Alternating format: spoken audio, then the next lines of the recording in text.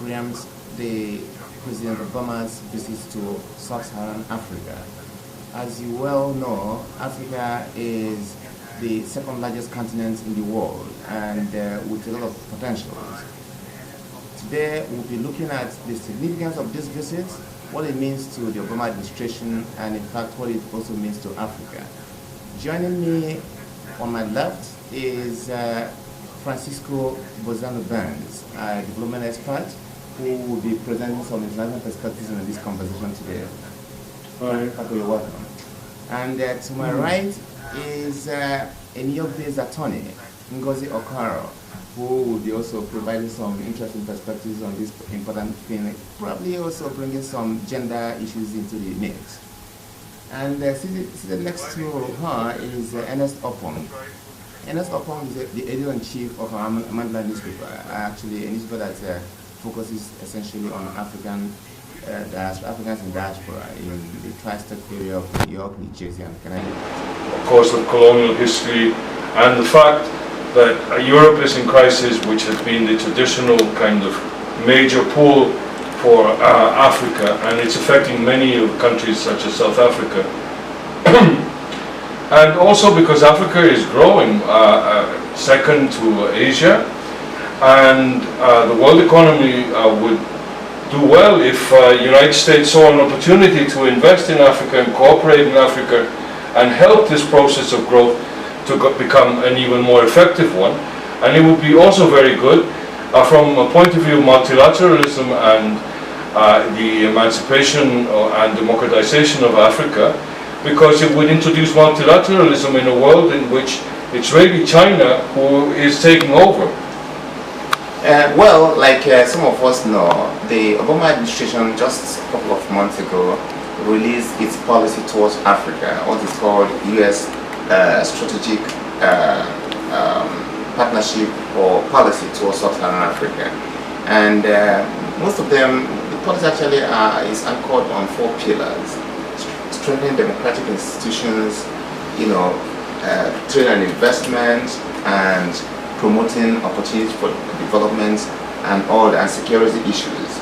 So, Ngozi, from your own perspective, how will you really, analyze the whole concept of Obama's policy towards Africa, given the trip he is really embarking upon and the possibility of actualizing some of those policies? So, my sense of the trip is that compared to, I think that what this country, what Obama's electorate thinks of as our strategic interest in Africa, that the countries he's visiting don't necessarily align with that. If I think about it,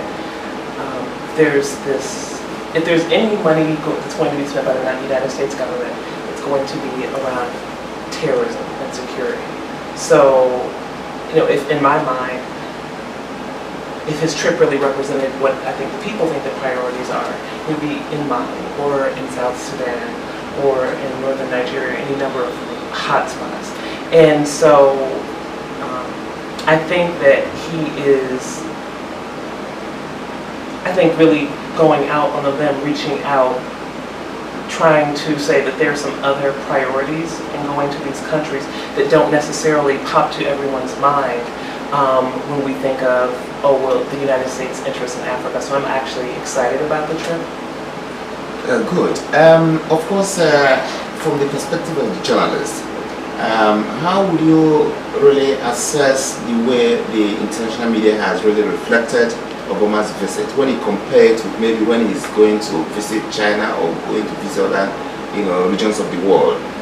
Would you assess or see some comparison in terms of either the scale or is there any tipping point along the line? Well, surely the tipping point here is that Obama's visit to Africa has not been giving the necessary media responses that they were supposed to receive. And I'm wondering, because there is a president who has an African heritage, one would think that with that at the hindsight, the media would very much focused on this particular trip, as his historical in all of these ramifications. And therefore, I'm even more surprised that the American media, you don't see much of it on TV, you don't read it much on the print media either. You know, I was trying to see if I could get something on the New York Times about the trip, and I saw anything about it. So I am quite, I'm surprised. Actually, I'm really happy you're saying this, because this is part of the reason why, for example, CMPI and Congo Visions TV really are committed to really projecting this issue really to the front burner of international discourse. But this is really reflecting the fact that you are born in Africa and so are you, and that most of the establishment is not. And this is what is new.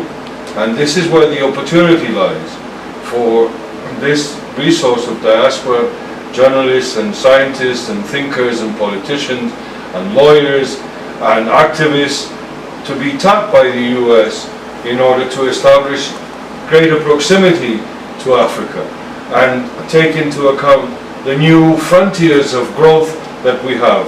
But apparently this is too creative for the capacity of the system, and I think we really have to move in to create those spaces of debate. And well, but at the same time, I would rather say that it's not that it's too creative for the capacity of the system. I think it is just a traditional, if I could use that word, a traditional or the stereotypical attitude toward Africa by the Western media. I'm sorry to say that most of the time we bash Western media for its perspectives in Africa. Because, and it's true, there's nothing good they do show or write about Africa. I don't know if it's the same attitudes they have, but obviously there is, because if anything at all, this is a very historic visit. Whether or not Obama, whether or not he never had a black, an African antecedent, it's still historic. He's a black man. And a president of the United States visiting the continent. Because I would like to comment really on the fact that if I could finish, okay, because see, for the first time in his administration, he is giving more time to the continent. The first visit was a non-starter. He spent less than 24 hours, but this visit seems to be a bit more detailed. So we were thinking that the media here would actually discuss it and also would give it the responses they desire. So I think whichever way we look at it, yes, of course, there are so many things that are